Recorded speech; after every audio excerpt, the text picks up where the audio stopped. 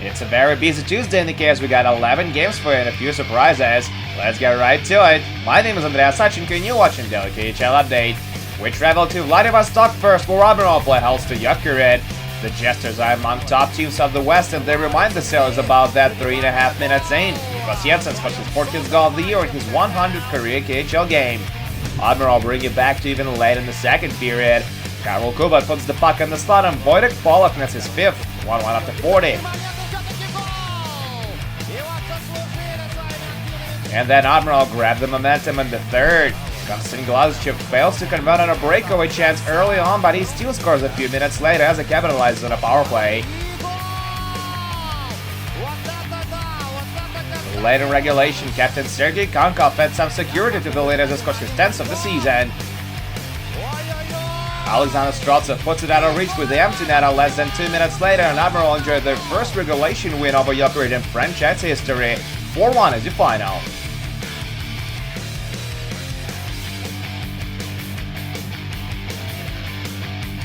While now in Shanghai, China, where Kunlun Red Star faced Severstal Hall right in a 4-game winning streak. And it's the Beasters who opened up the scoring in this one as well. 8 minutes into the game, Artur Kulda slides it up the ice to Bogdan Yakimov, one more pass to Evgeny Lepinkov, and he scores his 2nd of the year. Severstal doubled their lead 4 minutes into the second period. This time Bogdan Yakimov sets up defenseman Jeffrey Kinryd for his 1st of the year. The Dragons get a goal back in the last minute of the period as they convert on a power play. Captain Brandon Eve taps it home on the rebound for his 16th. There's just 27 seconds left in the period, but it takes Severstal just 12 to restore the 2-goal margin. Alexander Peturin beats Mitchell Markovin in front of the net, and he beats Tommy Karhunen. Two former Dynamo Moscow players combined on this one, and it's 3-1 Sherpovets after 40. Red Star go all in late in regulation and pull Karhunen for the extra attacker, but it's all in vain. Alexei Mikheyev scores his 6th of the year on the empty net, and that's game. Severstal win their 5th in a row. They have only one loss in their past 7 games. 4-1 is the final.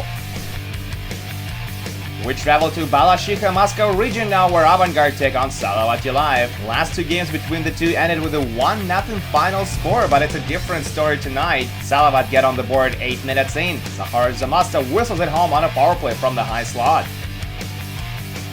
The Hawks even it up 6 minutes into the second. Cody Franson takes a shot from the blue line and it goes in off David Darnay. They grab the lead less than 2 minutes later. Taylor Beck snipes it home on the short side from the right dot. He has 6 goals and 8 points in 7 games since joining Avangard from Kunlun. Salavat tied up a minute later. Alexander Bormistrev shows pass but goes for the wrister instead, and that beats Ivan Nalimov. Home team gets back in the lead in the last minute of the period. Kirill Semyonov beats Viktor Stolberg backdoor, and the Swede doesn't miss. 3-2 after 40. They increase their lead to 4-2 midway through the third. Pavel Koldov cups up the puck behind his own net, and Semyonov makes him pay for that. Good hassle by Kirill Patrick from the play too. But late in regulation, Salavat scored 2 in a row to level it again. First, Zahar Zamastov scores his 2nd of the game and 9th of the year. It takes them just 30 seconds to find the equalizer. Anton Burdasov sends it in for his 19th of the season to make it a 4-4 hockey game. Overtime solves nothing, so it goes to the shootout, and David Darnay scores the winner in the 7th round. Avangard beats Salavat Live in exciting fashion. 5-4 shootout final on this one.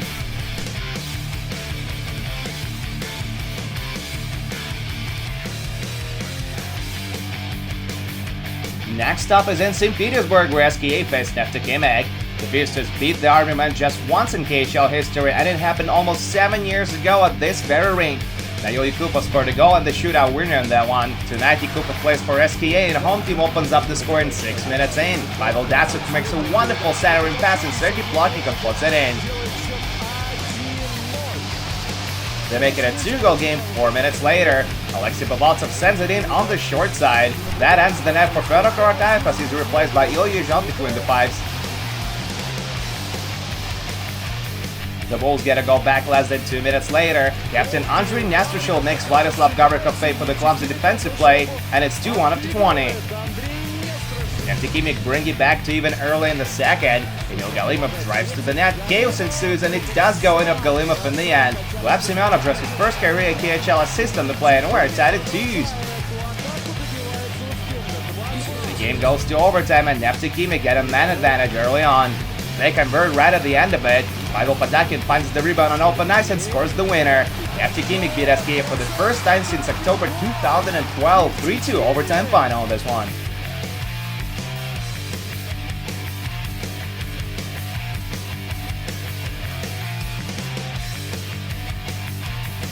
When now in Moscow, where Red Army meet Metalurg Magnitogorsk, the two met in 2016 Gagarin Cup finals. There's no scoring in the first, so pick it up from the second. Midway through the period, Magnitka have a man advantage. Nikolai Kulemin slides it over to Sergei Mazakin, one-timer, and it's stopped by Ilya Sorokin. Huge save to keep it a tie game.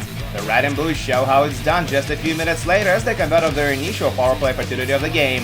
Mikhail Grigorenko scores his 14th goal of the year.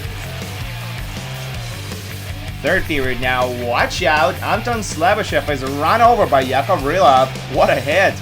But Ivan Telegin has other views on the subject and they square up. There is no call on the hit, but the two will get double minus for roughing. Late in regulation, Magnitka is still looking for the equalizer, but it's Red Army who get the next goal, and it's a beauty. Tic-tac-toe on Linden Bay scores his 10th of the year, Grigorenko and Kirill Kaprizov with the assists. Magnitka fight till the end and pull Koshkin for the extra attacker, but Telegin puts it on ice with the empty netter. Ilya Sorokin stops 27 shots for his second consecutive and 8th overall shutout of the year. Red Army take it 3-0 on home ice.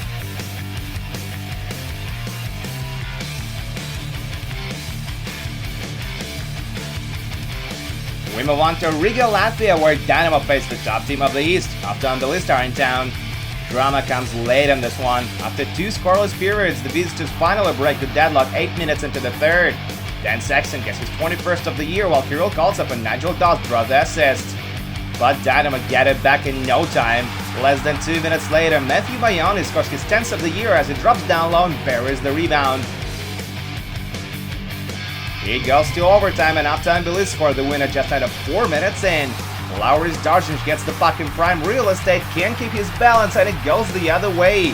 And now the Canadian finds the back of the net. Francis Paré converts on the 2-0 rush. Then Sexton draws the only assist on the play, and halftime Belize take it 2-1 in the extra period.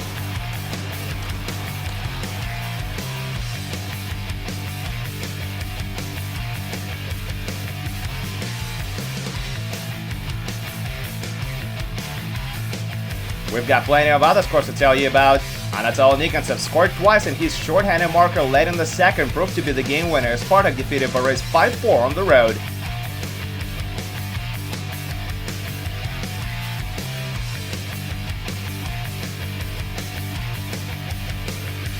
Sibir won a key game against Sochi on home ice. The game also ended with a final score of 5-4. Maxim Ignatovich's first goal of the year was the winner in this one.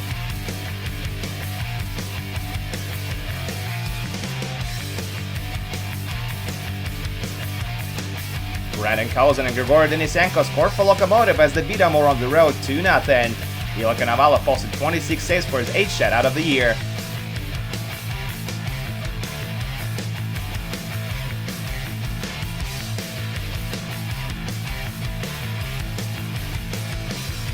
Nikolai Stasenko scored his first of the year in overtime to lift Vitus over Dynamo Minsk 3-2 on the road.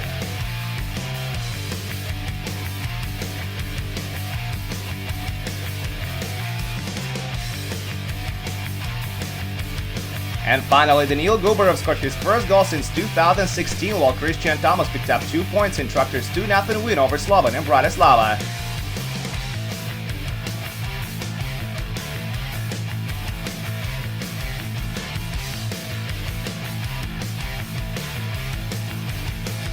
That's it for the KHL update, but do come back the day after tomorrow for 11 more games, including Red Army Uptown Belize and SKA St. Petersburg versus Dynamo Moscow KHL Classic. My name is Andreas Sachenko, thank you guys so much for watching, and I'll see you again soon.